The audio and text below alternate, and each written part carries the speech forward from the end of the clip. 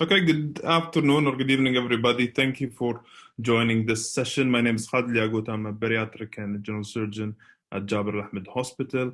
I would also like to thank Surg Kuwait for offering the opportunity to be part of their bariatric series, which I found to be helpful to a huge extent. So what is today's talk about? We're going to talk about the basic fundamental principles to manage emergencies in bariatric surgery patients who already underwent their procedures. I'm not going to invent something new. I've used the template or the flow sheet that was conducted by the ASMBS. For me, it summarizes everything in one page, does the trick, and definitely helps junior and senior doctors to follow an algorithm in the management of their patients. For me, it's very close to the ATLS course, where you do know how to investigate and what to see and what to look after. And then the operative part would be something that we will touch base on. So we would not discuss the intraoperative in details. We would just want to try and shift the patient into the theater or outside the theater safely. So as I said before, this is a one-page algorithm that was conducted by the ASMBS, the Clinical Pairs of Emergency Care of the Bariatric Surgery Patients. And we will run through it piece by piece. And I will be more than happy to answer questions at the end of the session. So to start with, we'll start with the emergency presentations. Before talking about this, we just have to keep a few things in head. We should totally understand that this population of patients is really special, and they don't present in a way where your normal patients present in, for many reasons. One reason is that they are in a chronic inflammatory status. They might not show inflammation to the extent that you want it to be. And secondly, they deteriorate fast when they start deteriorating. So how would they present? They would present with, I'd say, roughly vague symptoms that would not pinpoint the actual problem, but you have to find a way to identify the actual complication that you're looking for. So they might be vitally unstable with hypertension, maybe a touch of fever. They might be hypoxic, or they might have a decreased urine output. They might also present with hematemesis or melena, bleeding per rectum. They might have abdominal pain, and you would really consider abdominal pain when this pain lasts for more than 4 hours. Nausea and vomiting is also a presentation that they do come in regularly with, and you do want to take it seriously when it is lasting more than 4 hours. Vomiting in combination with abdominal pain is another thing that you should also take seriously and would help you identify pathologies that might be presenting themselves with as simple symptoms as your vomiting and abdominal pain. So once you get those symptoms, you would have a set of differential, I wouldn't say differential diagnosis, but things that you're thinking of in the back of your head. So you'd be worried about your intra-abdominal bleeds, and this is always a possibility. Leaks and sepsis is, it's what we don't want to hear, but you should be able to identify that quickly and deal with a response to as soon as possible. Obstruction is another possibility in your differential diagnosis to the presentation they come with. A PE is always there, and you might need to rule out PE in a good number of cases presenting to your care. Vomiting and abdominal pain will follow an algorithm that we have to use in order to reach the actual diagnosis. And abdominal compartment syndrome is really down there in the list. Once you start dealing with that, you're really dealing with a serious matter. Now, a couple of things I need to highlight before moving forward. First thing is, as for the ATLS, you do want to seek help as soon as you can. and you don't want to delay things or delay investigating things until before, just like and delay things just to do the investigations. You don't want to spend a good 2-3 hours discussing a CT abdomen with the radiologist, and you haven't contacted your senior consultant or your bariatric surgeon. You also need to know that this algorithm, the ASMBS kind of flow chart, can be used in the setting of your ward, your casualty or A&E, or even your OPD. So just feel free to implement it and tailor your investigation based on the setting that you are in. Okay, so one of the fundamental things that you want to get from your patient in order to reach your diagnosis soon enough is to know what exactly happened. So what kind of surgery this patient had? When did he have it? Do they have any details of the surgery? Have they been given any operative notes? Do they know the surgeon who performed the surgery?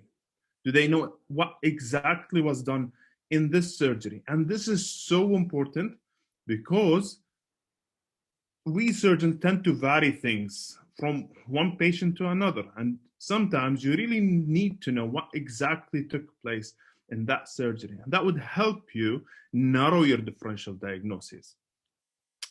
So patients often don't know this that much, and you might end up asking for a discharge summary that tells you what exactly happened, if it does, or maybe contacting the actual surgeon and asking him what exactly took place intraoperatively in that patient. Most of them would be grateful to know that their patient is in A&E and that the patient is being taken good care of. And they would actually suggest good things. So there is no harm in calling patients. Most of them wouldn't mind you calling. Now, moving from that, we'll go to different type of surgeries to understand what variabilities are there and how they may affect your differential diagnosis. So, for example, a Roux-en-Y gastric bypass, and I don't know, Ali. Can we take responses from the audience up here? Yeah. Yes. Okay, lovely. So if we go to a Roux-en-Y gastric bypass, so a patient comes to you, tells you that I've got this abdominal pain. It's been on and off for the past couple of days and not going away. Never had that before and had the surgery for about 3 to 4 months ago. What questions would you want to ask specifically about the procedures? And we'll just take responses from the audience. Whoever has something in mind, just say it. Just technically, what do you want to know about their Roux-en-Y gastric bypass?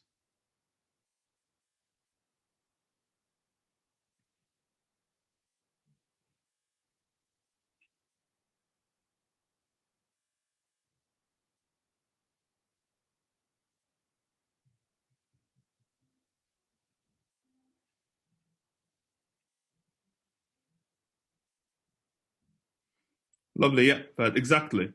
So you would want to know if it was an anticolic versus a retrocolic. That's important because you would narrow down one potential space for herniation. You do want to know whether the mesenteric defects were closed or not, because that would narrow your differential diagnosis.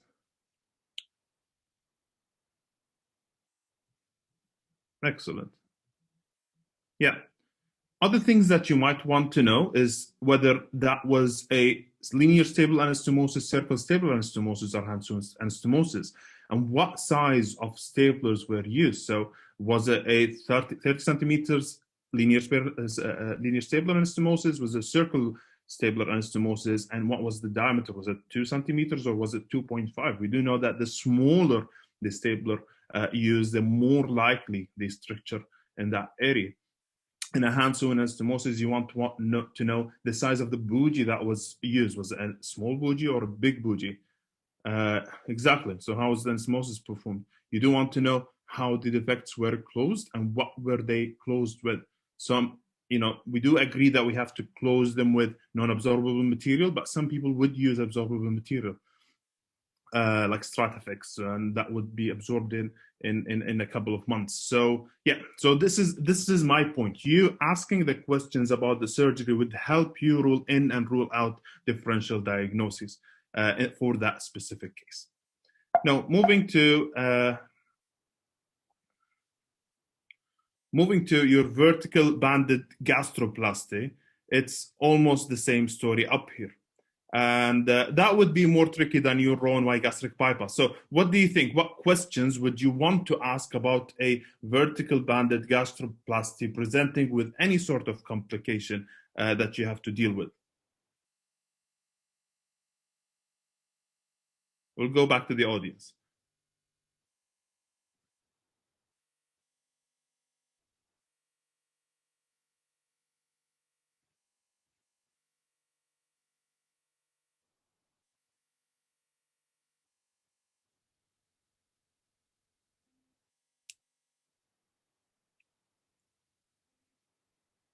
Yeah, possibly the pouch size might be relevant. Things that you need to know now, like a vertical banded gastroplasty is done in like at least I'm aware of like 10 ways. Okay. So you would want to know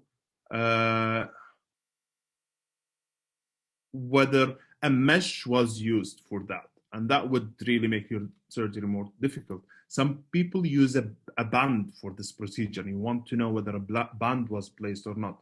When you stable the stomach, some people separate the stable part, and some people just staple without separation, and you do want to know that part as well. So those details may be important. And the reason for me talking to you here is not to actually try and know all those variations, but sometimes if you can't find the surgeon who performed this procedure, you might just go to a colleague of his and ask him, how does he normally do it?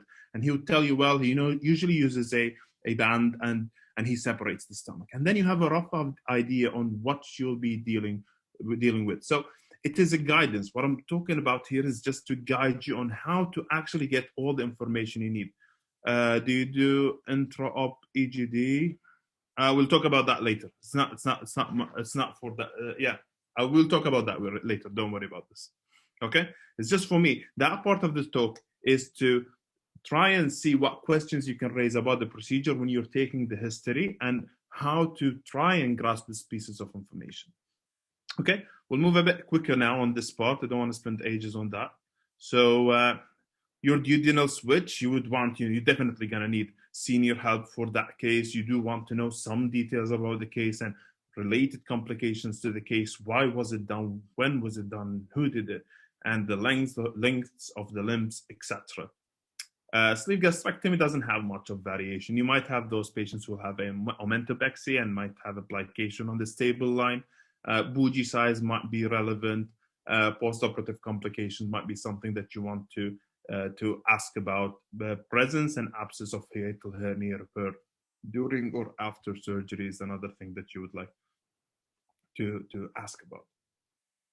My favorite is your band. So we are removing more bands than inserting them nowadays. And removing the band is not a complex procedure, but knowing some characteristics about the band would make your surgery even easier. So knowing the type of band that was used, maybe search the web and see how it looks in reality, so that when you go intraoperatively, you can predict where the buccal is, where to pull and where to push, etc. You also want to know the location of your port. Patients would normally point at the location of the port, and if you fail to do so, or if they fail to actually direct you to where exactly it is, you can get an abdominal x-ray and try to locate the port up there, so that when you go intraoperatively, you don't have to dig in the fat to try and find this port. And it would help you to know those little pieces of information. You do want to ask them when the band was last filled, how much was it filled, how much do you have in the band, and yeah, those are some of the questions that you do want to ask your patient about prior to going and digging into the history to find your differential diagnosis. No, we do have principles to guide our management of our bariatric emergency. So things that you should stick to an extent and try to fulfill when you do deal with a bariatric emergency. So you do want to diagnose those patients within 6 hours. And if they do require a surgical intervention, ideally you would want this to take place within 12 to 24 hours.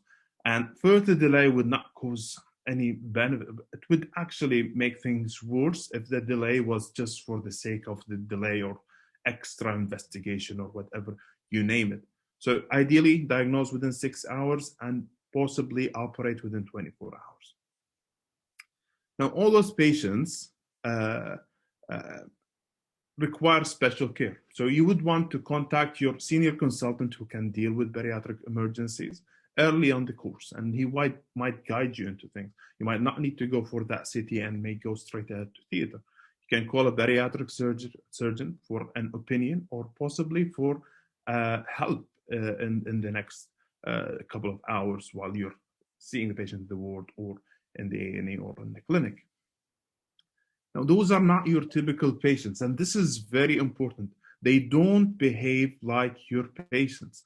When they have a collection intra-abdominally, they might not have rigidity, and they just don't behave normally. And you should have a very low threshold to investigate those patients, and you should keep this in mind that those patients will not behave as your normal patients. They deteriorate, and they deteriorate fast because they have no physiological reserve. So when the complications happen, they might come, in pain and stuff, and they might be, just there, but it's just like a balloon. When it reaches its like maximum tension, boom, it booms, and that's actually a problem. So the sooner you diagnose, the sooner you intervene, the less likely you're going to end up with devastating complications. NG tubes. The way I was trained not to place any NG tube in those patients, investigate, and if you do need an NG tube and you're dying to insert this NG tube, it might be in one of two cases, either a scope guided inserted one, or if you're going to theater, so that if your NG tube causes any complication, if it disrupts your stable line or gets out of a defect in the wall or so, you're able to deal with it operatively. In your bypass, this is not going to decompress your stomach. Your remnant would be still distended. You're not going to reach there. You're definitely going to avoid your, non-steroidal anti-inflammatories, anything that causes bleeding. You do want to place those patients on a PPI dose, a high PPI dose. It does more benefit than harm, and there is no point of just limiting the use of PPI in those patients. Now, thiamine deficiency is really important. You prevent Wernicke's encephalopathy from taking place and happening in patients coming in with repeated vomiting. The problem with Wernicke is that it might be irreversible, and giving thiamine is not a complex process, and giving thiamine would actually prevent those devastating complications from taking place. So you resuscitate your patient, etc. And always just resuscitation and thiamine. Just keep them side by side. Patients will not have anything that would harm them negatively by an injection of thiamine IV. You'd continue on the IV thiamine for a couple of days, 3 days, and then you switch them to the oral form once they're okay with tolerating oral intake. When you give those patients any form of liquids for an investigation cause or whatever cause, you limit this volume to 150 mils, maximum 200 mils. So you don't want them to take that contrast and then aspirate with the contrast because you've done the extra bit of fluid intake. The radiologist should be aware that those patients, in case of a bypass, have a tiny stomach and that you won't be able to give them the amount of contrast that would be ideal for this specific investigation. So in your initial assessment, you're going to take your history, patient's history. You're going to take the surgery history, so bypass, when, how, when, what type, and etc., what sutures, etc. And you would take the vital signs, and you want to assess, reassess, and reassess those patients. You do want to stay next to those patients for the first 2 or 3 hours and just visit them every now and then. You would do your blood workup, and you want to rule out some differential diagnoses such as pancreatitis. So you do your amylase and possibly lipase, and then you will jump to your radiological investigations. In most cases, you might end up with a CT chest to rule out PE and a CT abdomen, sometimes CT chest, and then moving to theater. But those are the fundamental initial assessment workup that you'll be dealing with. There is no rule, but anything less than that would be substandard, and you have not really assessed this patient well, unless you can justify why this was not done. Now, this can be used throughout the stay, so you do want to aim for enteral feeding within 48 hours. You give them analgesia, and you don't worry about that. If they're intubated, you'll just, they have to be sedated, and that's the ICU part to deal with. You do want to give thromboprophylaxis, and you do have to have a clear protocol on thromboprophylaxis for patients who are overweight. For example, if you have a patient who's 120 kilograms, based on some protocols, they would get a 40 enoxaparin twice a day. So if you don't have that, you might revert back to your hematologist and ask them for that weight. If we do want to give prophylaxis, what is the recommended dose? And you would not follow the regular doses that you give to your patients who are not obese or super obese. As we said, you would stick to your ulcer prophylaxis, and you would tightly control your blood sugar. I'll stop now. If we have any questions regarding the last part, I'll be more than happy to answer them, and then we'll move into each of those possible differentials and see how we be able to manage those. So I'm happy to receive questions for the next 5 minutes. Is that okay?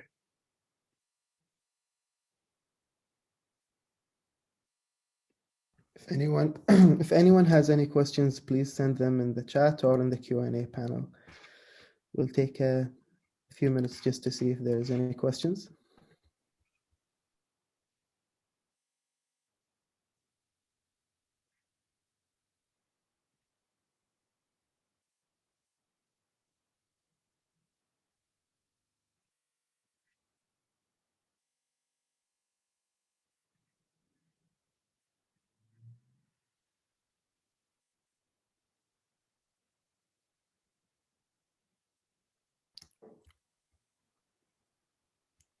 We have a question. Yeah, definitely. Okay, so the question is, any role for ultrasound examination of biliary system if known to have gallbladder stones?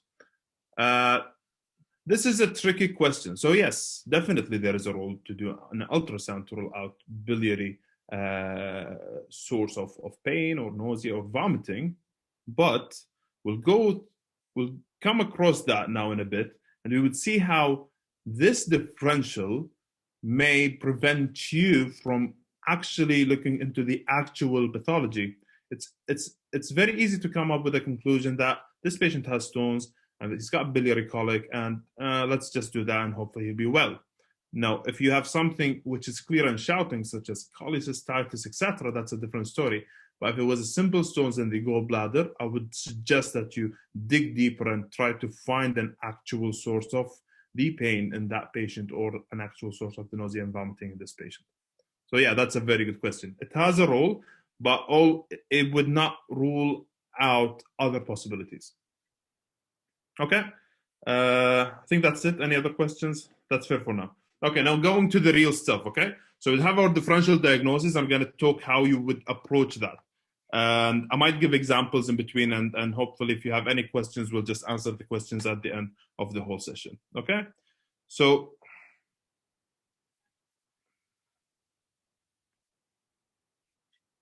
your intra-abdominal bleeding. That would be upper or lower bleed. If it took place less than 48 hours post-operatively, it would indicate a bleeding from the stable line. This is from a sleeve gastrectomy, from a bypass, etc. If the bleeding took place after 48 hours, that might indicate a potential marginal ulcer, which would be the case in your Roux-en-Y gastric bypass, your mini gastric bypass, possibly SADIAS, and etc. All those cases that involves anastomosing your small bowel to your stomach. That might not be the case in your sleeve gastrectomy unless you've got an antral ulcer or any ulcer that is bleeding. Bleeding from the oral route might indicate a potential pouch problem, and this is in your bypass cases. And melena and bleeding per rectum would indicate a more distal bleeding, or maybe bleeding from the excluded stomach duodenum in case of a Roux-en-Y gastric bypass. The management of bleeding is not so different from your management of bleeding in other patients. So you do have to resuscitate those patients, stop any medications that would increase the risk of bleeding. You would want to tribe and cross-match, get serial hemoglobin. You would frequently assess the vitals. You would want to monitor your urine output and do your blood workup and give your IV, get a proper IV access with 2 wide bore IV cannulas, etc. Just do it as if you're dealing with bleeding. Nothing special in that regard. You would consider surgery though if the patient is hypotensive, not responding to your resuscitation, has a drop in the hematocrit of more than 10%, and if the tachycardia persists for more than 4 hours. And again, this is not so different from your bleeding patients. When you think that you're going for an upper GI endoscopy, keep in mind that doing such an intervention in theater while the patient is intubated is better, and that would provide you with a protected airway and to prevent any possibility of aspiration.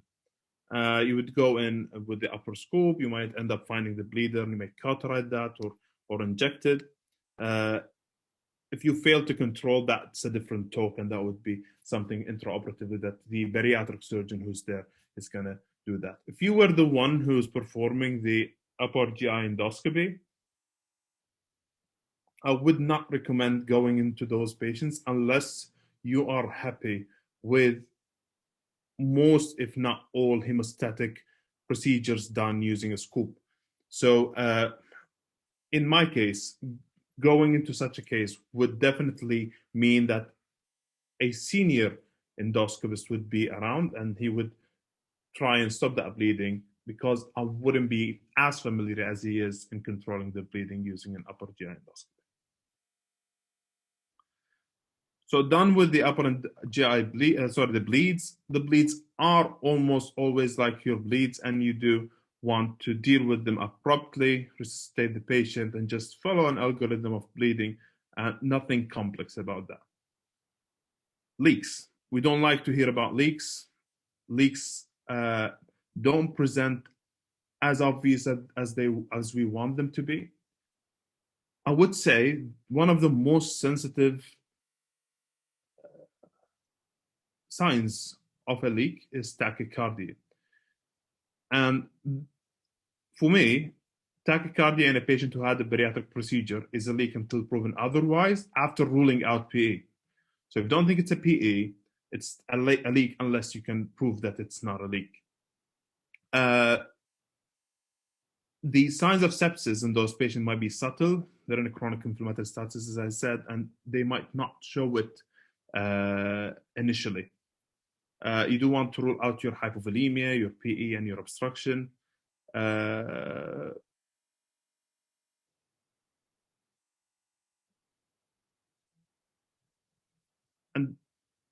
because PE comes with tachycardia, and sometimes you cannot claim the tachycardia and you think that it's PE, and it is within the same time window where a leak can take place.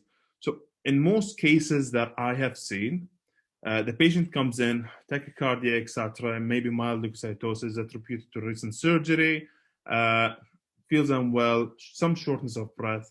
You don't know whether this is a collection below the diaphragm or something actually within the lung itself. You would do your ABG. But my advice is, once you have PE as a differential, just rule it out. So you have to rule it out really quickly, because if you want to delay the CT chest, you would want to give your therapeutic dose of enoxaparin or your anticoagulant. At the same time, the other possibility might be a surgery in which enoxaparin will not really help you. So start with a CT PA to rule out PE. And once this is negative, the next option would be to go for a diagnostic laparoscopy. Doing a CT and getting a negative CT abdomen does not mean that leak is not there. And this is so important. I've seen that at least twice. Negative CT, positive diagnostic laparoscopy, and I've seen one positive CT and negative diagnostic laparoscopy. So I don't think that CTs provide the best answer for your leak once you suspect it. And we're talking about those patients who are not really stable, and you cannot, puff around. You cannot find anything intraoperatively. There's no collection and stuff like that. So have a low threshold to go into a diagnostic laparoscopy. Usually this will be the call of the senior consultant or the bariatric surgeons. Patients would understand that this is for their benefit. And again, it's called a diagnostic laparoscopy. So it's just to diagnose such an important and life-threatening complication if missed. So if the collection is contained and leak is there, you might, and the patient is vitally stable, you might just drain that with the help of IR. If this is not the case, you might go into the abdomen laparoscopically, give it a good wash, place a couple of drains and leave and see what happens. Again, the decisions for surgery would depend on what you see and how it looks and stuff like that. But this is the basic principle.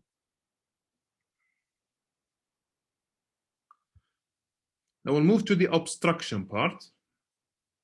And obstruction is a bit challenging and depends on what procedure you had. It would present with colic that lasts more than 4 hours. Those patients do come with abdominal pain, and this is where the problem is. It might be nothing, or it might be something really significant. So the 4 hours rule kind of gives you a better understanding of what is, transient and what is persistent.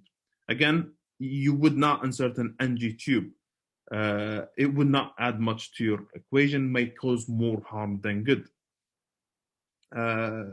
You would do a CT abdomen. A CT abdomen might give you an idea, but before moving to this bit, I would like to take the audience opinion on various sites of obstruction that can take place in different surgeries. And we'll start with our simple sleeve gastrectomy. Where do you think in a sleeve gastrectomy an obstruction can take place?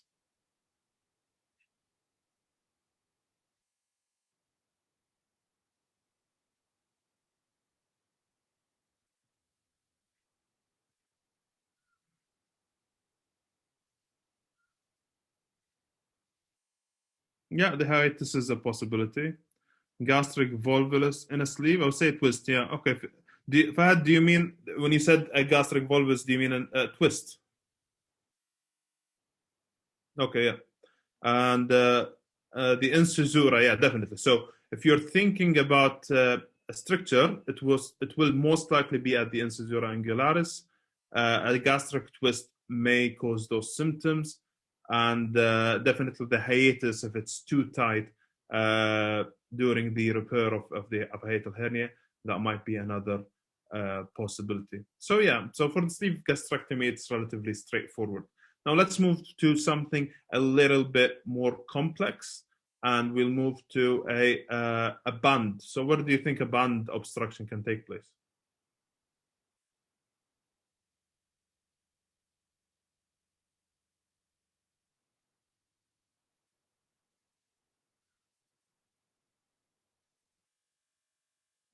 Exactly. So with a band, you would think about things above the band and the band itself. Now, don't forget your differential diagnosis in your normal surgery. So those patients might have adhesive bands that would cause obstruction, and this is always a possibility. Adhesion bands yeah, exactly. So Menaria adhesions in a band itself would be, adhesions with the tubing. You would see that adhesions with the band itself on the stomach, and that's also a possibility. But with a band, most likely it's something related to the band or above the band. Okay, so either a slippage or a band overfilling. Now, to a more complex scenario, what would you think are the potential areas of obstruction in a Roux-en-Y gastric bypass?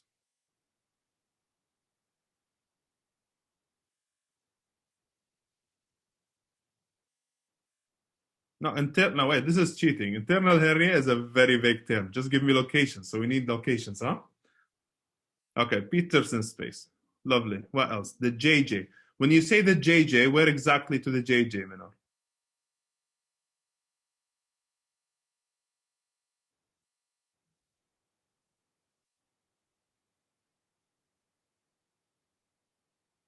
Okay, so it's the mesentery below the anastomosis. Yes, if this is what you mean. Exactly. The mesentery defect at the root. Exactly. Okay. Any other potential spaces for or sites of obstruction?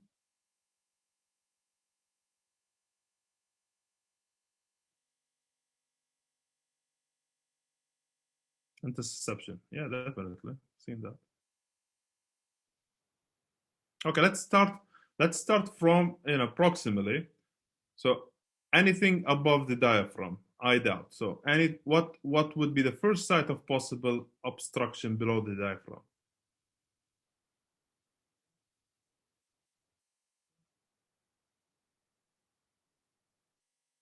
Exactly.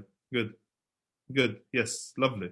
So you're a tight gastrojejunostomy or GJ anastomosis is your first site.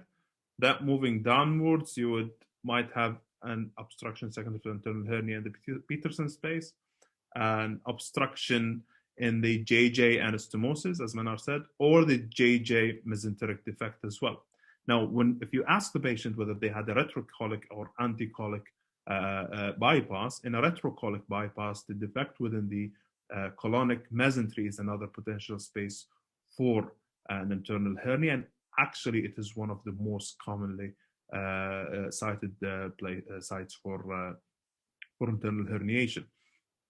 Good. Now, again, your adhesions are also a possibility, and yeah, that's good. Good, lovely.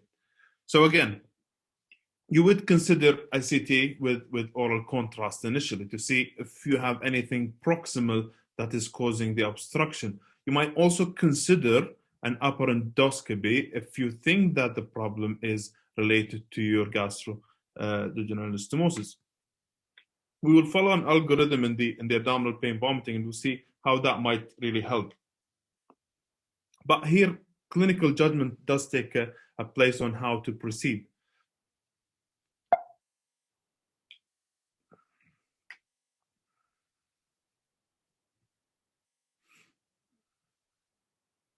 Okay.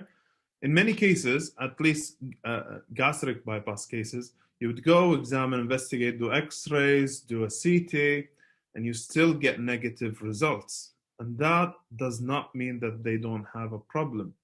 Again, a tight anastomosis will not really show up in your CT. It might show a little dilatation in the pouch, but nothing shouting up there. An internal hernia tend to go, the bowel content tend to go in and out, and they might not be so obvious in your CT. So repeated similar symptoms with abdominal pain might necessitate diagnostic laparoscopy.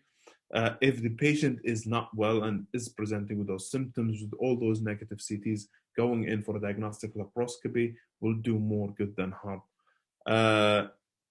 You don't want to end up with ischemia secondary to a closed loop obstruction in any of those herniated spaces that we've spoken about.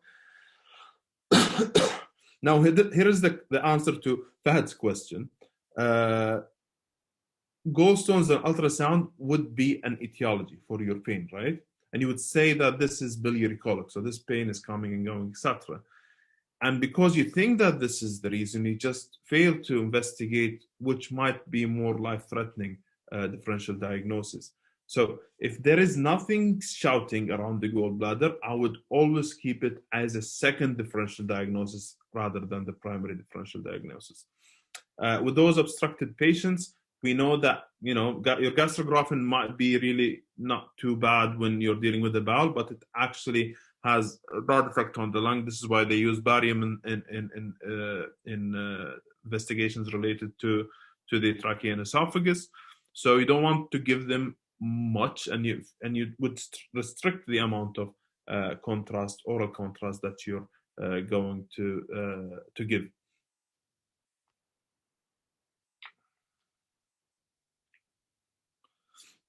This is basically what we talk about, the potential spaces that bowel may herniate to in a Roux-en-Y gastric bypass. So you've got your mesenteric openings, your transverse mesocolon, your Peterson hernia, and your jejunostomy mesenteric defect. Other potential sites of obstruction would be the actual anastomosis themselves.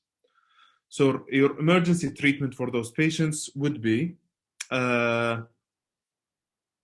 diagnostic laparoscopy and a possible exploration. This may be laparoscopically done or openly after ruling out your PE, if PE is up there. And I would rule out PE actually. If I had to choose one CT for a patient presenting with vital instability and some sort of pain, I would go with a CT PE. If the radiologist is happy to go with a CT abdomen, I would do that. But if the symptoms persist with a negative CT PE, I would definitely proceed with the diagnostic laparoscopy. So moving to the PE, your PE is straightforward. They would be unstable vitally. They might have some tachypnea and chest pain. And this is the case with most of other presentations. So you're almost gonna try and rule out pulmonary embolism in most of your patients. And the 7 days rule, I've seen the exceptions. So for me, once I raise it, I just rule it out, and I don't just fuff around my CT for a pulmonary embolism. If it's negative, then you would go and try to find other explanations for the patient's presentation. Now, going to your vomiting and abdominal pain combination. When they do come together, you just want to look a little bit deeper, and you would want to know what is actually going on. So you can see on the left side of the page, vomiting is up there. It is with or without abdominal pain. Now, forget about this complex flow chart. I think it's just too complex. Your differentials in your brain would be either something high up, so an ulcer that needs to be treated, stenosis that might be dilated, or something low down that might need further investigation with a CT abdomen or a small bowel follow through. If you do found the differential diagnosis, you would go and deal with it. So an ulcer will give you a PPI, etc. With the stenosis, we said we'll go with the dilatation. And if small bowel internal hernia is there, you would go and fix it if it is relevant to your symptoms. And if it's not there and you cannot explain it and symptoms persist, you may end up going to IR trying to figure out what's going on up there, because things like intussusception, for example, will not really show up on your CT. This is the case for anything except for a band. When you have a band and the patient is vomiting, what I would ask you guys, what do you think the first thing you should do in a patient with a band who is vomiting, or if she is vomiting? Band, abdominal pain, vomiting, what should you do?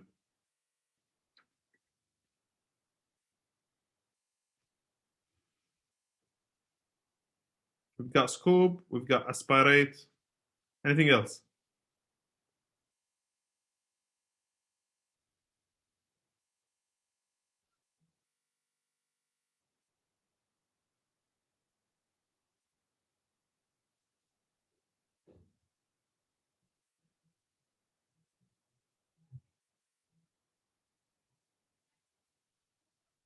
Good. I can see how you're thinking, guys. So I would stick to deflate the band. So if the patient is symptomatic, regardless what position of the band on the x-ray is, if the band has any fluid, you just want to rule out that the band is causing the problem. And it is one of two things in the band. It's either slippage or too tight of a band.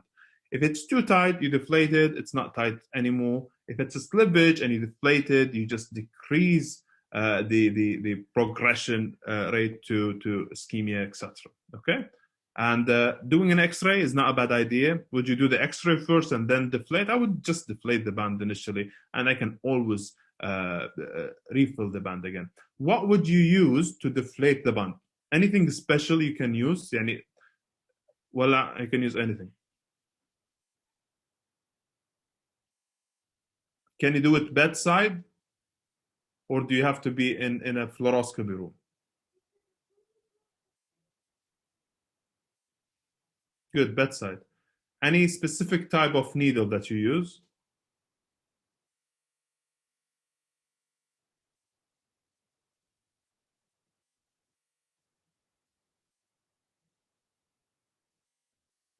Okay. No. The needle you should use, if you think that this, you would definitely do it this way. The needle you should use is a non-coring needle. It's called an Uber needle, Huber, I think, yeah. And it does not cut the material of the band, because the more you use needles that are coring, your regular needles, the more you're gonna destroy the band and the more likely you're gonna get a leak from the port itself. So if you're intending to be using this band over and over, any adjustments should be using an Uber needle and not a regular needle. You can find that in interventional radiology, and you can find that in wherever they insert a portacath in. Okay? If you do find those needles and you tend to deal with a good number of patients with bands, I would keep a couple of those bands in my bag. I used to do that back in the UK because my consultant advised me to do so, and it did save me a couple of times in the middle of the night. Okay? So with a band, you deflate, and then you deal with other things. Okay? You can always re-inflate the band. You will not miss much by deflating the band itself. Okay? Sometimes deflation corrects the slippage, and I don't think this is an indication not to do it. Okay? Good. So for your band, as we agreed, you deflated, and you ask the patient to tell you where the port is. You do it. If you have expired bands, or if you know a bariatric surgeon who might have expired bands, I would actually recommend taking the band itself and trying to prick it and get a sense of how it feels, because it feels a little bit different and you have to get used to the sensation of it. It would save the patient from a lot of hassle if you know how to deal with it. If this is not the case, or you're not worried, if you're worried and you haven't done that before, you do call your bariatric surgeon. He should be able to come, deflate the band and do it. Maybe teach you how to do it as well. Okay? After that, you would deal with things. Now, questions regarding the band, such as how much was it filled with, when did you fill it, and etc., would help you decide whether the aspirated amount of fluid is sufficient. So if the patient has 10 ml in his band and you just end up aspirating 4 ml, you know that there are 6 ml still in. Patients usually improve immediately after the deflation. So you just don't wait on it. If you deflate, you'd ask them, how does it feel now? Give them a sip of water and they would actually improve at this point. So those are examples of how things may be like on your X-ray if the patient has the X-ray prior to anything. So the picture on the left side is basically your normal upper GI scope, your upper GI swallow, and you can see the band down there, just the last bit with a narrow bit, and it should usually look that way. You'd see a small thin line of flow, which is present. If the band is too tight, you would see something similar to that. So an abrupted flow of the contrast, and you can see the band sitting in the right angle. You do see your GA junction up there. The diaphragmatic indentation on the esophagus up there. And this is a too tight of a band, okay? A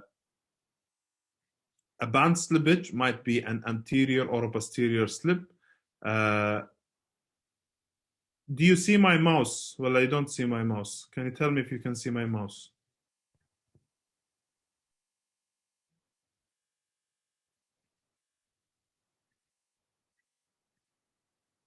Oh, good. Lovely, lovely, good.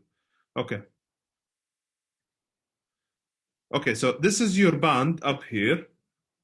And normally, I'll just move back to my previous screen. So this is your band, okay? This is your spine. This is your band.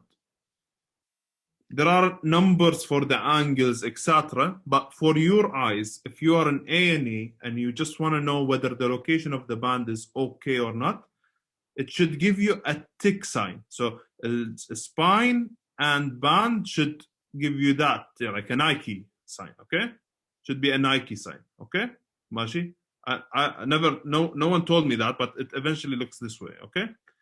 Now, this gives you the Nike as well, okay? So the direction is spine and then band. Okay, that looks okay. So tick, yes, okay. I'm happy with the position of this band. If we move to the other images, so this is your spine and this is your band. And there is no Nike up here, definitely. So they are parallel. And this is suggestive of posterior slippage, okay? An anterior slippage will look more of the picture below, and it's called an O sign. You can see the band giving an O configuration, and this is an anterior slip. This is the most common slip, and you would usually need to intervene in those patients early.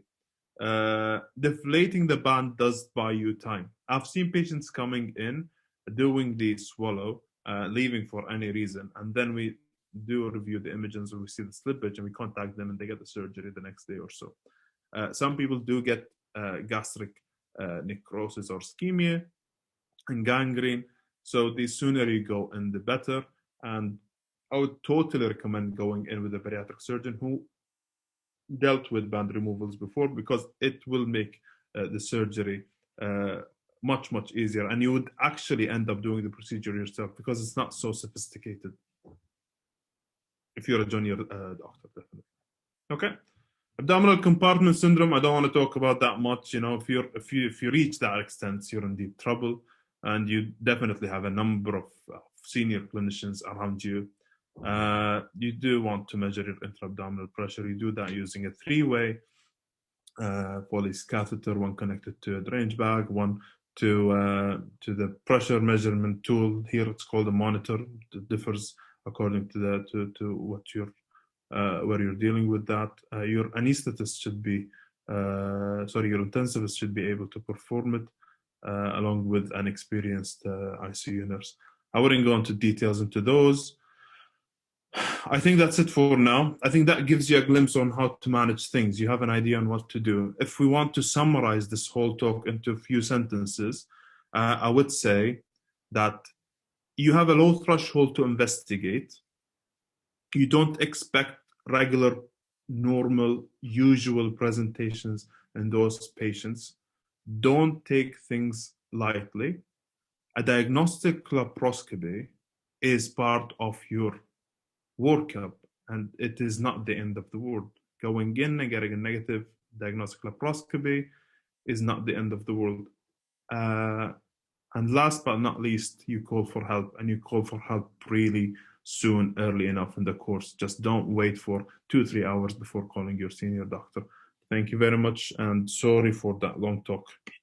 And I'm happy to receive any questions.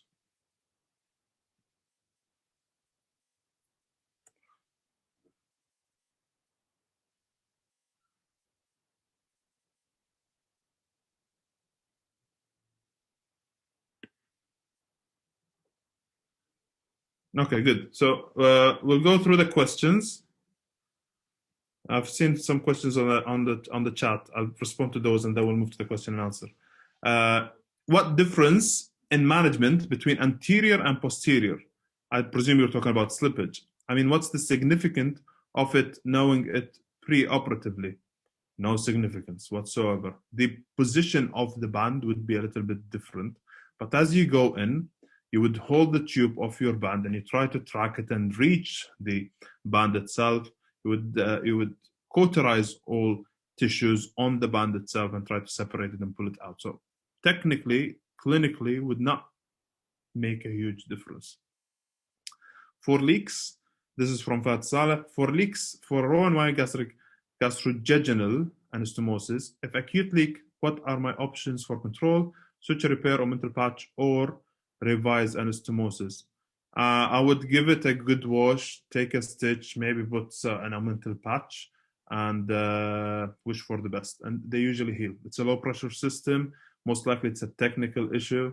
If it's an ulcer, it's another reason where you can just deal with it as if you're dealing with a stomach. You'd be able to do so easily if it was an anterior leak. If it was a little bit posterior, you'd have to move things and try and get your sutures right.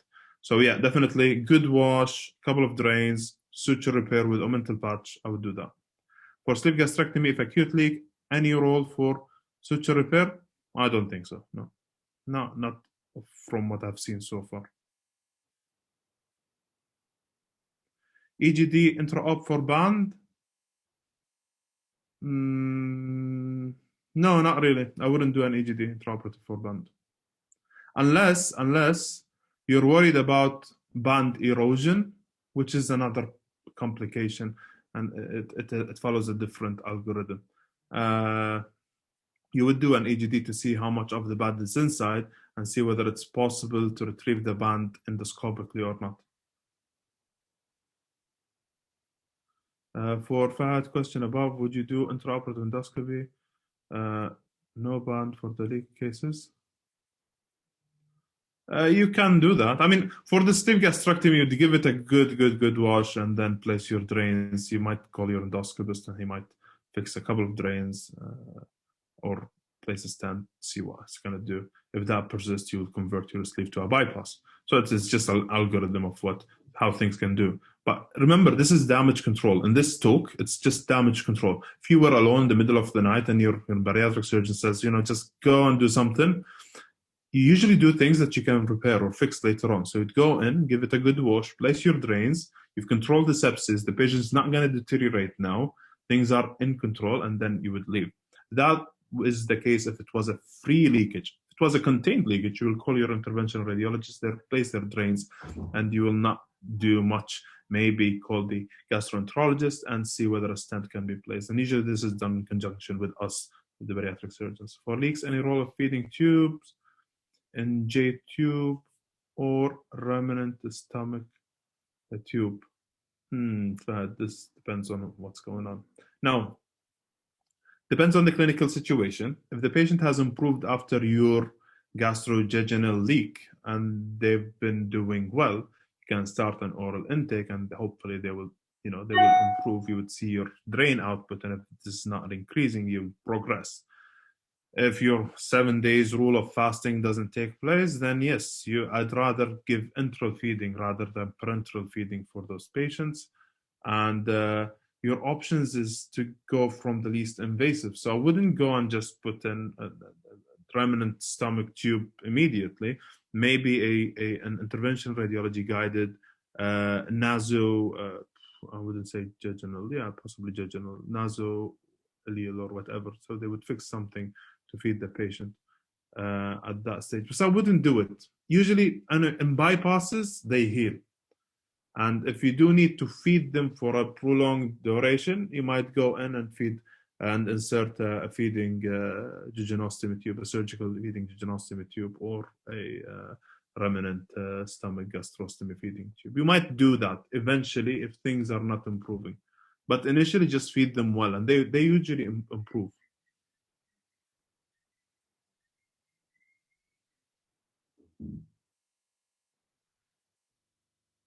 Retrieving band endoscopically would need surgery, so why such a trial?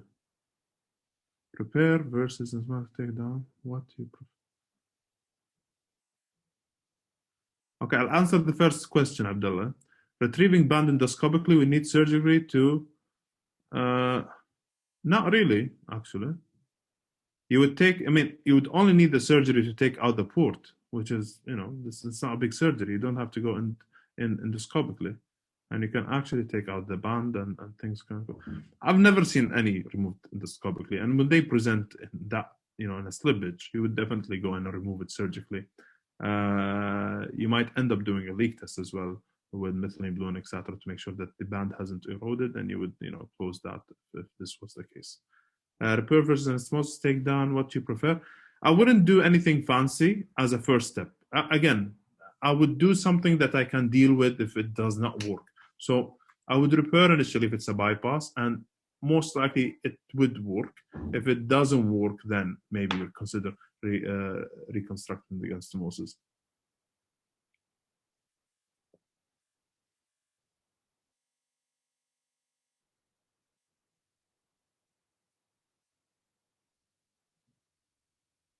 Good. Take one more question, and I think that's it for us.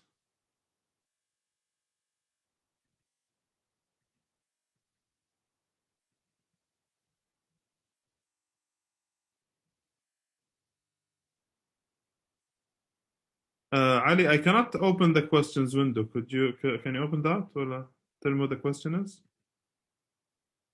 From the Q&A, we have they've been asking just for more interactive lectures in the future, and hopefully we'll be working on doing that soon. Okay, I totally agree. So such cases, I mean, you would have 10,000 scenarios to deal with, and unless you deal with the scenario from A to Z and see how you progress with this case, you wouldn't really, I'd say, take the message. I mean, again, this is a one page that should be placed in any A&E that deals with patients who do bariatrics. This is a guide, and the guide should be followed unless you think following it would harm the patient. So the guide better than no guide, right? For me, it does make a lot of sense. But dealing with cases in reality is not as simple as a flowchart. Those are the fundamentals and the minimum requirements from you as a clinician to deal with those patients. You just have to understand the principles from that one page. It was constructed well, made my life easier. I could have gone through 50 slides or 60 slides on my PowerPoint, but that actually made a lot of sense, and it's simple, straightforward, color-coded.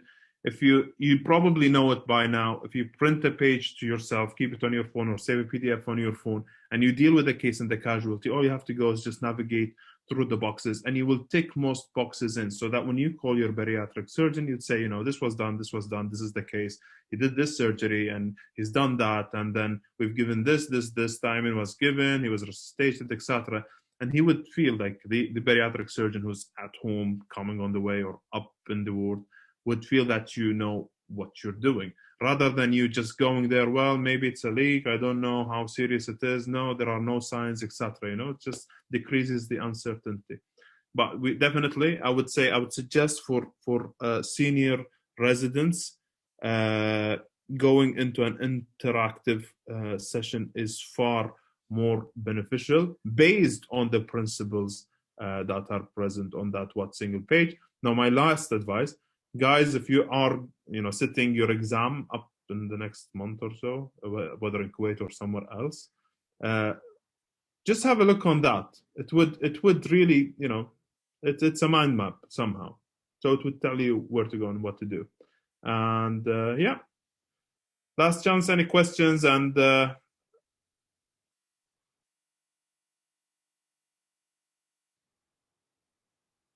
thank you, Abdullah Bnayan, thank you, Minar, thank you everyone for joining. I hope to see you in the near future. If we do arrange for an interactive course, we'll be more than happy to announce it to you guys. If you need a copy of that PDF and you can't get it, just email the guys on Search Kuwait. I'll try and get them a copy there, and they would send it over to you. Lovely. Thank you, guys. Thank you very much. Have a lovely night. Thank you.